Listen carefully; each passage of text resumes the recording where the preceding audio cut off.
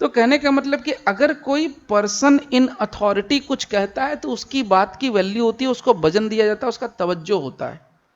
Similarly अगर एक आम आदमी, एक कॉमन मैन, मैं और आप जैसे लोग, अगर हम कुछ कहते हैं, किसी के खिलाफ कुछ आरोप लगाते हैं कि किसी ने मेरा कुछ बिगाड़ा, मेरे साथ कुछ गलत किया, ऐसा कहते हैं, और वो भी बिना किसी साक्ष्य के, बिना किसी सबूत के, बिना किसी एविडेंस के, बिना किसी प्रूफ के, तो उसको हम कहते हैं एलिगेशन। सो एलिगेशन क्या हो गया?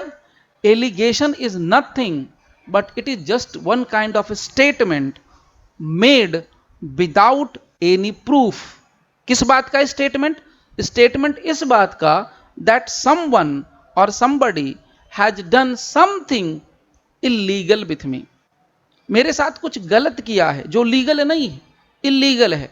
अगर हम किसी के खिलाफ ऐसा आरोप लगाते हैं तब कि उसने कुछ गलत किया, उसको हम क्या बोलते हैं?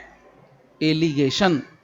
अब लोगों को बहुत मायने से समझिए तो हम लोग, अगर जैसे अब मैं आपको इतना डीपली इंटरप्रेट कर रहा हूं, तो बहुत बार सुनते होंगे कि भाई हल्ला होता है पॉलिटिक्स में कि मंत्री जी के खिलाफ एलिगेशन लगा करप्शन का, उनको तो इस्तीफा देना चाहिए। क्यों देना चाहिए इस्तीफा भाई? क्यों देना चाहिए? क्यों दे दें मंत्री जी इस्तीफा? तो इस्तीफा इसलिए दे देते हैं मंत्री जी क्योंकि उनको थोड़ा सा मोरलिटी है, मोरल ग्राउंड, ये वो ग्राउंड। लीगल ग्राउंड पे बिल्कुल इस्तीफा देने की जरूरत नहीं। There is no need to give resignation on a legal ground. Allegations कुछ नहीं होते, एलिगेशन कुछ नहीं होता। लेकिन जैसे मैं और आप बोल रहे तो ये एलिगेशन का कोई वैल्यू नहीं है। लेकिन अगर मैं यही एलिगेशन, ध्यान से सुनना मेरी बात को, एलिगेशन बोल रहा हूं, चार्ज नहीं, चार्ज भूल जाइए थोड़ी देर के लिए। अगर मैं यही एलिगेशन अगर एक प्लेन पेपर पे, सादे ब्लैंक A4 साइज के पेपर पे 2 रुपए की पेन से लिख करके अगर मैं FIR यानी कि पुलिस के थाने में जाके लगा दूं, तो पूरा जो क्रिमिनल जस्टिस सिस्टम है वो एक्टिवेट हो जाएगा। सिर्फ एलिगेशन। अब एलिगेशन में मैंने क्या कहा कि भाई आरोप कि something has been done by someone illegal. तो फिर मैं यहां पर आपको कह रहा हूं, ध्यान से सुनना मेरी बात को, मैं जो लिख के दे रहा हूं उस पर क्रिमिनल जस्टिस सिस्टम खड़ा हो जाएगा। लेकिन आप ये बताओ, कोई पुलिस वाला कभी भी ऐसा करता है? The answer is no.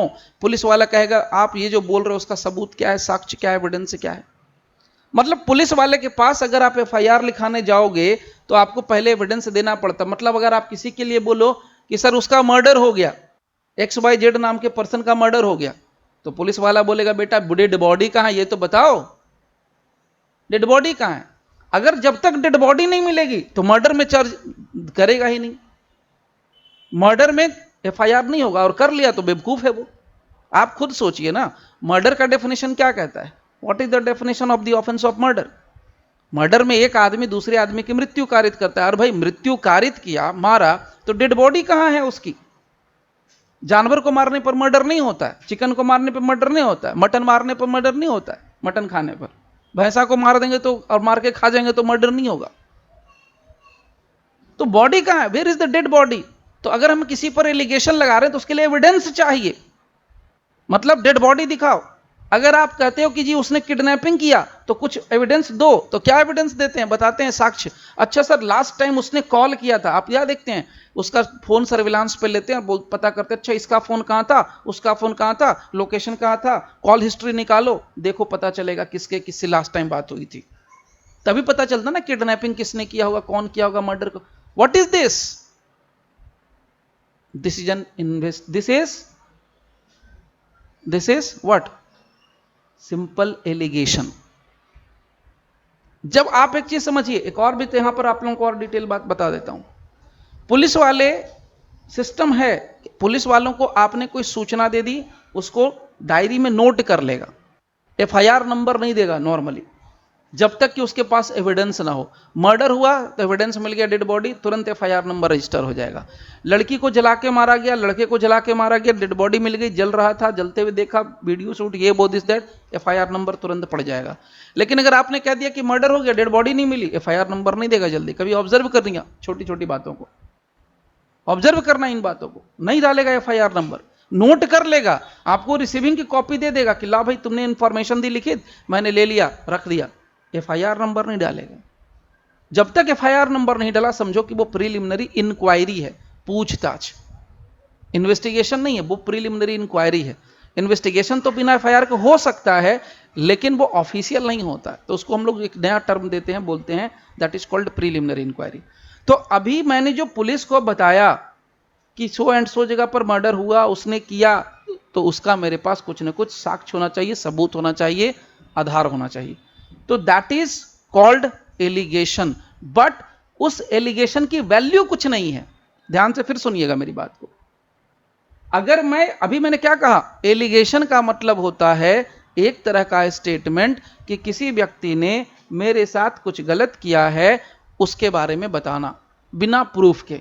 तो मैं पुलिस को अगर एविडेंस भी दे रहा हूं कि देखो पुलिस मेरे साथ गलत हुआ and this is the evidence, this is the video footage, audio footage जो भी है, ऑडियो टेप जो भी है, लेकिन पुलिस फिर भी वो हम जो कह रहे हैं वो एलिगेशन ही है, वो स्टिल एलिगेशन ही है। क्यों? मैं एविडेंस दे रहा हूं फिर भी वो एलिगेशन ही है,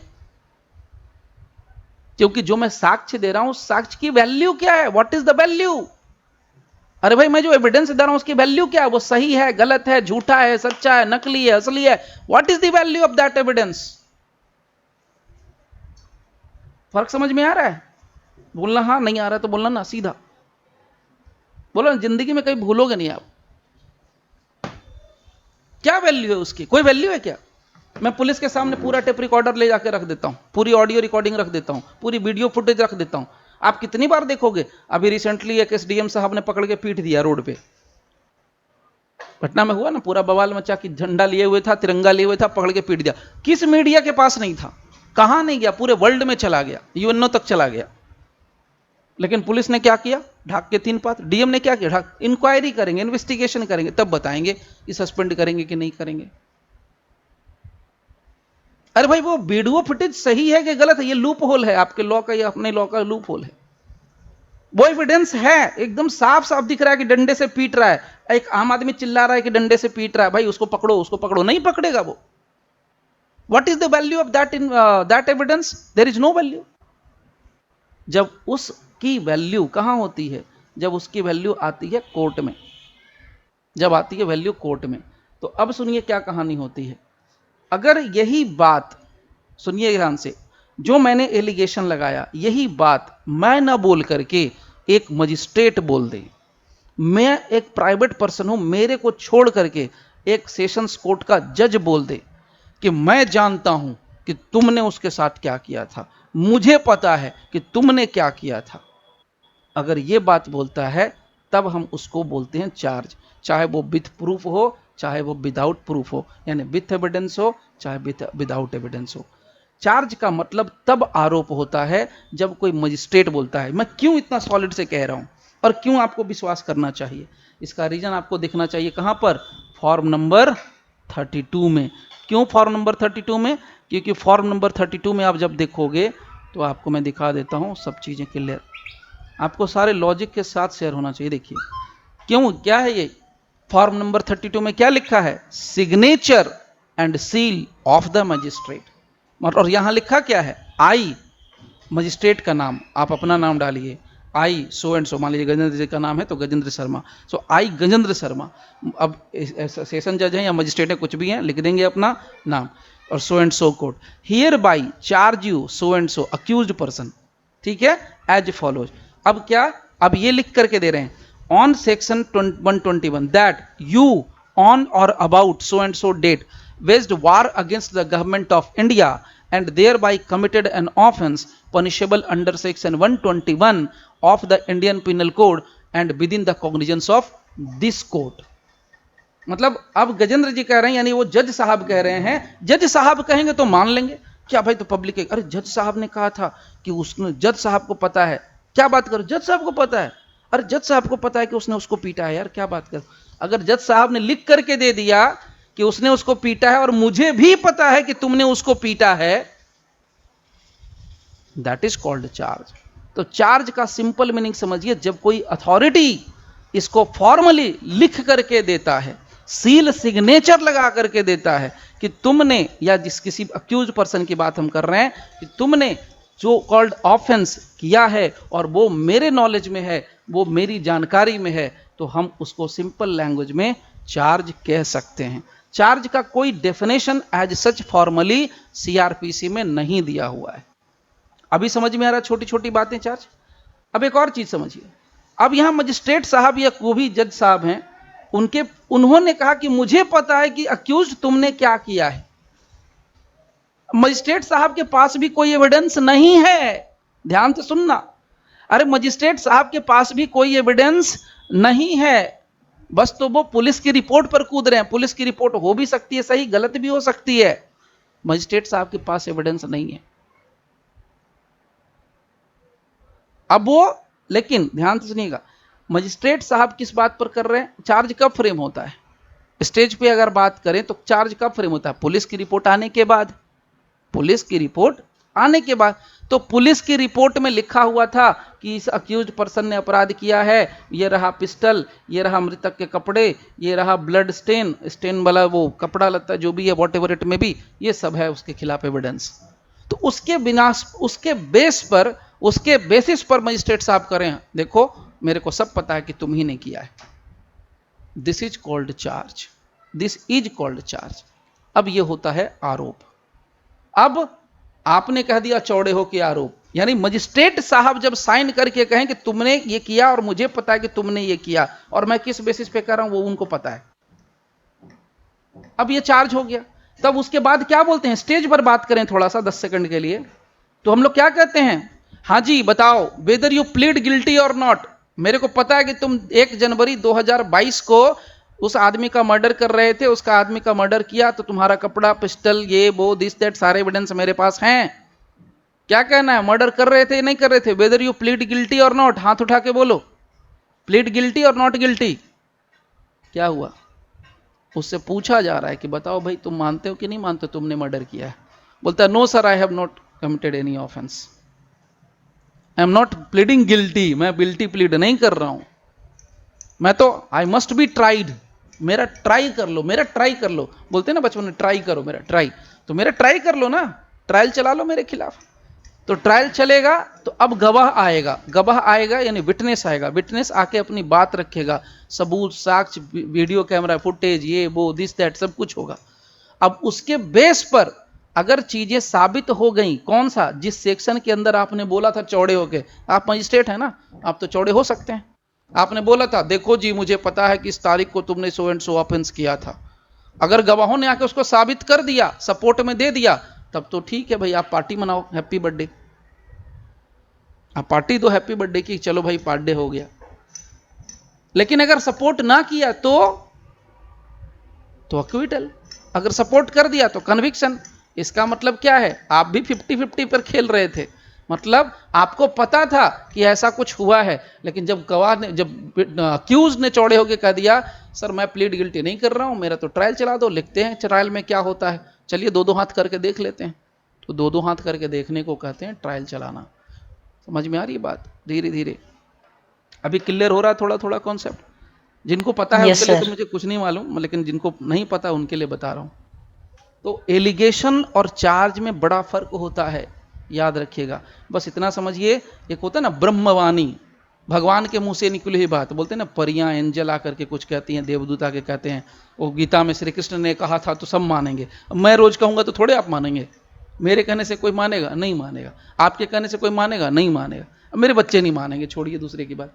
लेकिन अगर कोई भगवान आके कह देंगे, मोदी जी आके कह देंगे बेटा पढ़ाई करो सुबह शाम, तो कल से बच्चा पढ़ने लगेगा, और मैं रोज चिल्लाऊंगा बेटा पढ़ो पढ़ो, काहेगा सुनेगा, नहीं पढ़ेगा।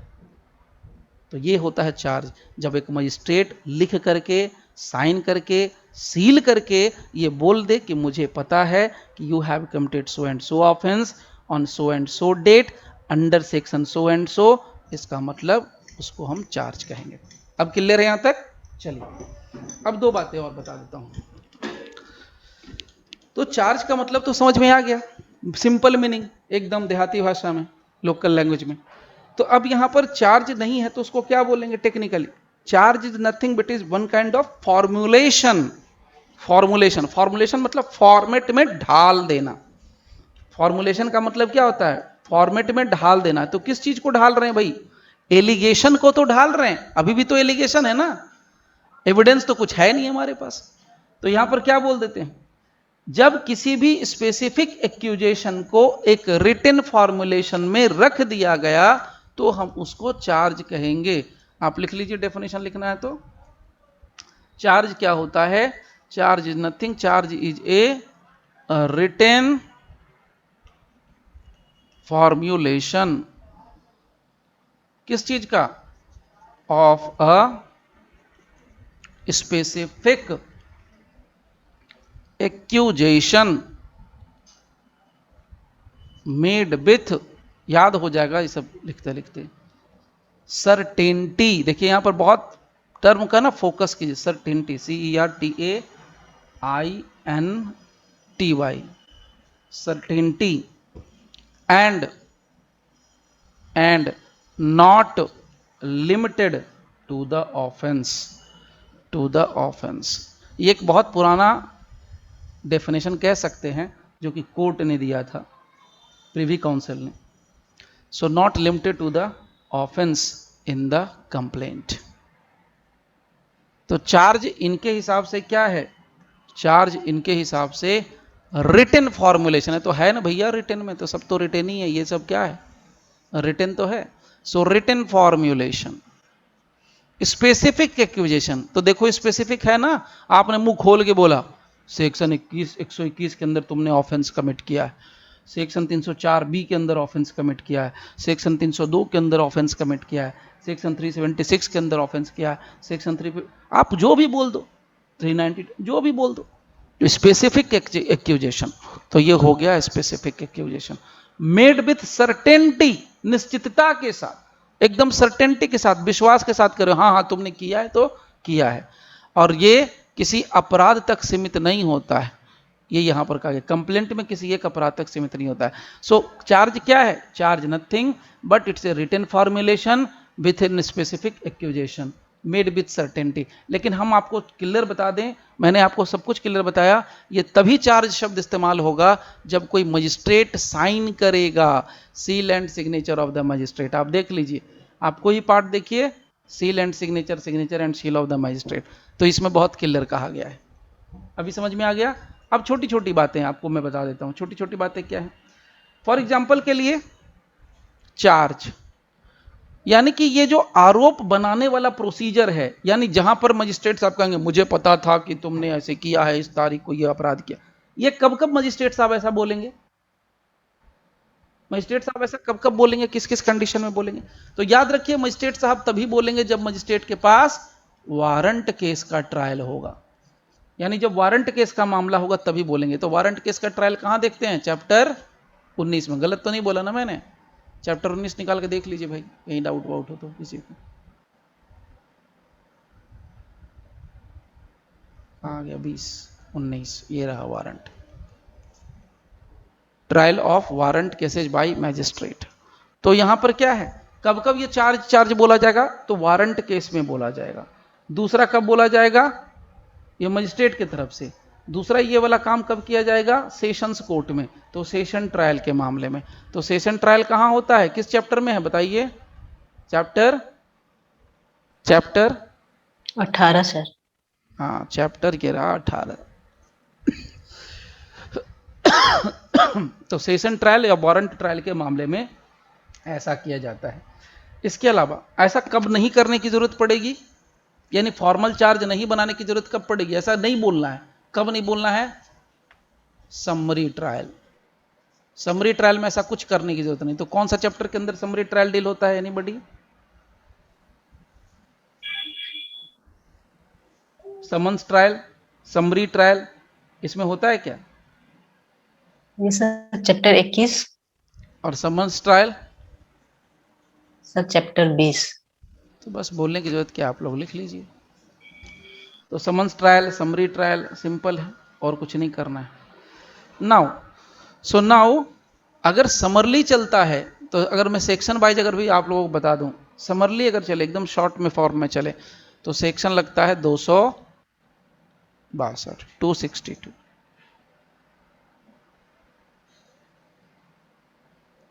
नाउ इन लास्ट के दो में तो सर चार्ज नहीं लगेगा ना सर? नहीं बनता है।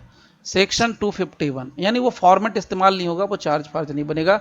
सीधा याद रखिएगा कि दो ही जगह बनता है, एक वारंट केस में और सेशंस कोर्ट में, यानी सेशन ट्रायल और वारंट ट्रायल, इसी में बनेगा और कहीं नहीं बनेगा, इसमें नहीं बनता है।